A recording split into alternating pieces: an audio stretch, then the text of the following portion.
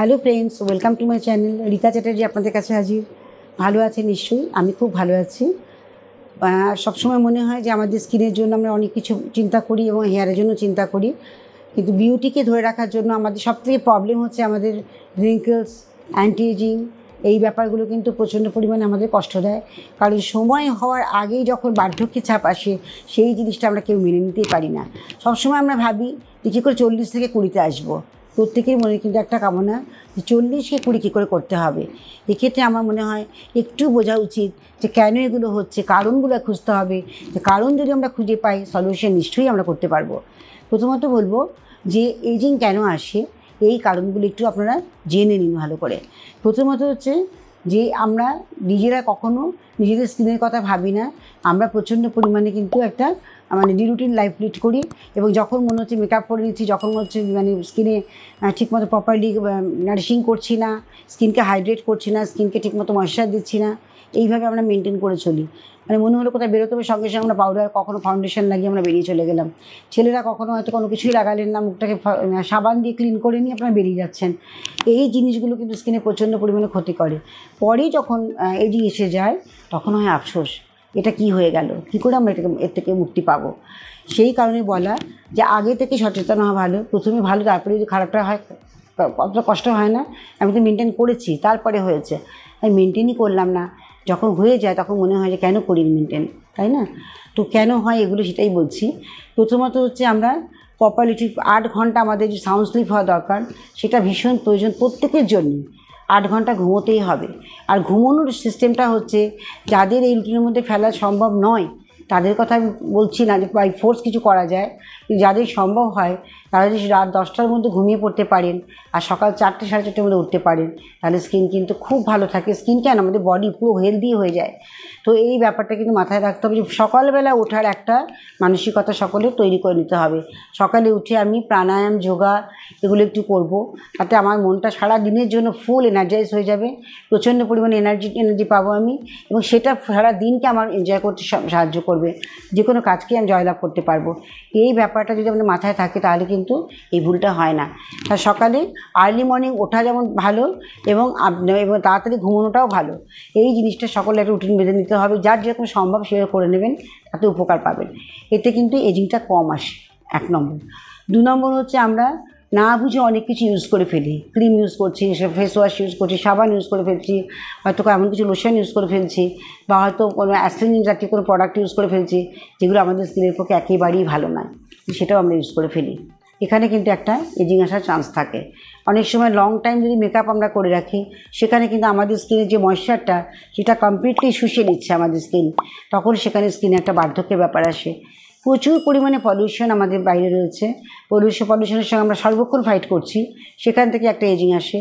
সানরে, যারা রোদে যাচ্ছেন without sunscreen, without toner, moisturiser না লাগিয়ে আপনারা বাইরে চলে যাচ্ছেন, সেখানে একটা এজিং স্পট আসে।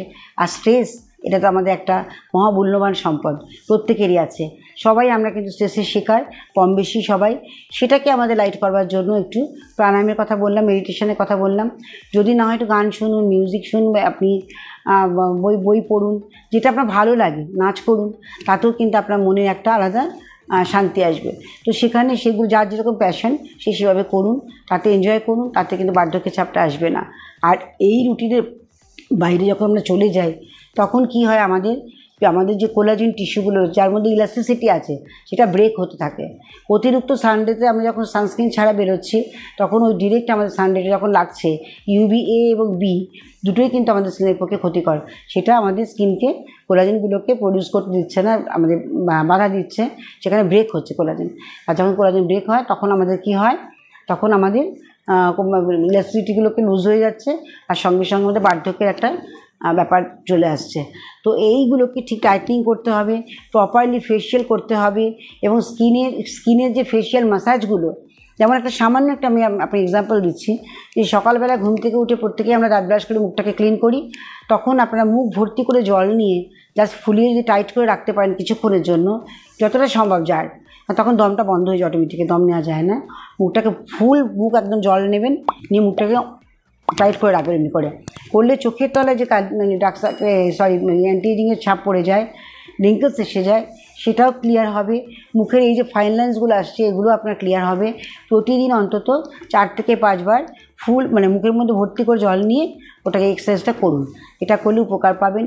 আর সবসময় ক্রিম যখন আপনারা অ্যাপ্লাই করবেন হ্যাপাজার্ট করবেন না, এইভাবে টানবেন, জ লাইনটাকে এইভাবে আপলিফ্ট করবেন, ফোরহেডটাকে হরাইজন্টালি আর একটা ভার্টিক্যালি করবেন। এইভাবে চোখের চারপাশটা একটা রিং ফিঙ্গার, যেটা সব থেকে ফেদার টাচ হয়, এই রিং ফিঙ্গারটা দিয়ে হালকা করে এইভাবে আপনারা চোখের চারপাশটাকে ম্যাসাজ করবেন খুব লাইটলি।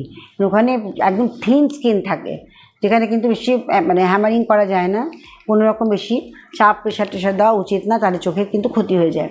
আর চোখ একটা সৌন্দর্যের একটা আলাদা পার্ট। যখন চোখটাকে আমরা সুন্দর দেখতে পাই অটোমেটিক্যালি আমরা কিন্তু একটা খুব ভালো ফিলিংস আমাদের আসে। তো সেই জন্য চোখের চারপাশে যেন পাফিনেস না আসে, ডার্ক সার্কেল না হয় এবং এজিং স্পটটাও না আসে, রিঙ্কেলস না আসে, এগুলো কিন্তু আমাদের খেয়াল করতে হবে। সেই জন্য আমাদের কিছু এক্সারসাইজ করা ভীষণ দরকার। এবং যখন আমরা ক্রিম লাগাবো বা যাই লাগাই না কেন, ক্রিম লাগাই কি অয়েল লাগাই কি আপনার জেল লাগাই, তখন আমরা জাস্ট এই রিং ফিঙ্গার দিয়ে চোখের চারপাশটা এইভাবে সার্কুলার মোশনে ম্যাসাজ করব। সেটা ক্লকওয়াইজ অ্যান্টি ক্লকওয়াইজ বোথভাবে আমরা করতে পারি। তো এগুলো ফ্রেন্ডস আপনারা যদি ঠিকমতো মেনটেন করেন তো এজিং কোথায়, এজিং লুকিয়ে রাখা কোনো ব্যাপার না। 40 কে 20 আমরা করতেই পারি। আর খাওয়া দাওয়া, এখানে আরেকটা কথা বলি, যখন এজিং স্পটটা সেটাকে একটা সিক্রেট ধরে নিন আপনাদের কাছে, এটা একটা ভালো করে একটা মানে জুস তৈরি করবেন। কী দিতে হবে? Chia seed. আমরা সবাই জানি এখন চিয়া সিড অ্যাভেলেবেল, সেটা অনলাইনেও নেওয়া যেতে পারে, দোকান থেকেও কিনে নেওয়া যেতে পারে।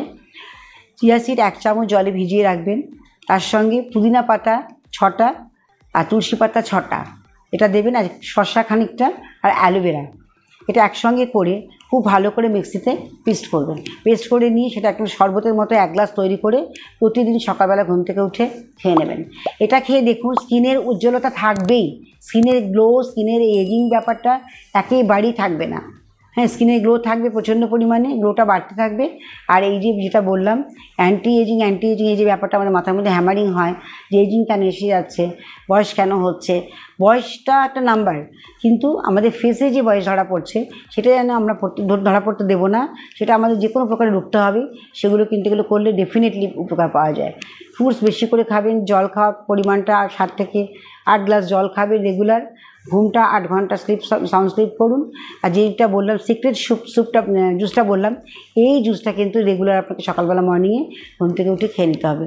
এটা করুন, দাঁতটা ব্রাশ করে নিয়ে দেখবেন দারুণ আপনার স্কিনের যে কোনো সমস্যা, দাগ টাগগুলো যদি থাকে, অনেক সময় হয় ব্ল্যাক স্পট এসে যায় বা স্কিনে একটা খড়খড়ে ব্যাপার থাকে, কোনো স্মুথনেস থাকে না, সেগুলোও কিন্তু চলে যাবে। আর যেটা আমরা বলি যে পুদিনা হচ্ছে অ্যাস্ট্রিনজেন্টের কাজ করে, এখানে অ্যান্টিঅক্সিডেন্ট প্রচুর পরিমাণে আছে। তুলসী পাতা অ্যান্টিব্যাকটেরিয়ালের কাজ করে, যেখানে ব্যাকটেরিয়া ডিস্ট্রয় করার জন্য প্রচুর তার পাওয়ার রয়েছে, ইমিউনিটি বুস্ট আপ করে আমাদের। তো এই জিনিসগুলো কিন্তু আমাদের স্বাস্থ্যের পক্ষে ভীষণ ভালো। ঘরে হাতের সামনে রয়েছে অ্যালোভেরার কথা তো বলতে নেই, কারণ মানে রোগের ওষুধই হচ্ছে অ্যালোভেরা, এমনই একটা ওষুধই। তা অ্যালোভেরা আমরা দিচ্ছি ওর মধ্যে। এতগুলো জিনিস যখন আমরা একসঙ্গে মিক্স করে খাচ্ছি তখন ডেফিনেটলি কাজ হবেই হবে। স্টমাকও আমাদের ঠিক থাকবে, আর স্টমাক ঠিক থাকলে আমাদের মনও ভালো থাকবে, আমাদের সৌন্দর্য সুন্দর থাকবে। সব কিছু মিলিয়ে একটা কিন্তু সৌন্দর্য হয়। শুধুমাত্র একটা জাস্ট ওপর থেকে আমরা মেকআপ করি সুন্দর হলাম, সেটা কিন্তু আলাদা পার্ট। যখন আমাদের মানে ন্যাচারালি আমাদের যে গ্লোটা আসবে, ন্যাচারাল যে আমাদের বিউটি থাকবে, সেই বিউটিটাকে আমাদের কতদিন দেখা যায় সেটাই কিন্তু আমাদের লক্ষ্য থাকবে, আর সেখানে আমাদের পৌঁছতে হবে। সবাই খুব ভালো থাকবেন, ফল খাবেন বেশি করে, যা বললাম, গ্রিন ভেজিটেবল বেশি করে খান, জল খান, ঘুমন ঠিক মতো, নিশ্চয়ই আপনাদের সব কিছু সমস্যার সমাধান হবে। আমার মনে হচ্ছে আজকে ভিডিওটি সকলে ভালো লাগবে। আর যদি ভালো লেগে থাকে তাহলে আপনার বন্ধুবান্ধবের মধ্যে কিন্তু শেয়ার করুন, বেশি করে শেয়ার করুন, যত পারবেন সাবস্ক্রাইব করবেন, কারণ নেক্সট ভিডিওতে আমি আরও একটা কিন্তু নতুন কিছু নিয়ে আসছি আপনাদের জন্য। ওয়েট করুন, সেটা কিন্তু এখনই বলবো না, তখন আপনাদের সামনে আবার আমি ক্লিয়ার করব কত রকম সমস্যার সম্মুখীন আমরা হই আর কীভাবে আমরা রেমেডি পাই। আজকের মতো বিদায় নিচ্ছি। ভালো থাকবেন, সুস্থ থাকবেন, সুন্দর থাকবেন। নমস্কার।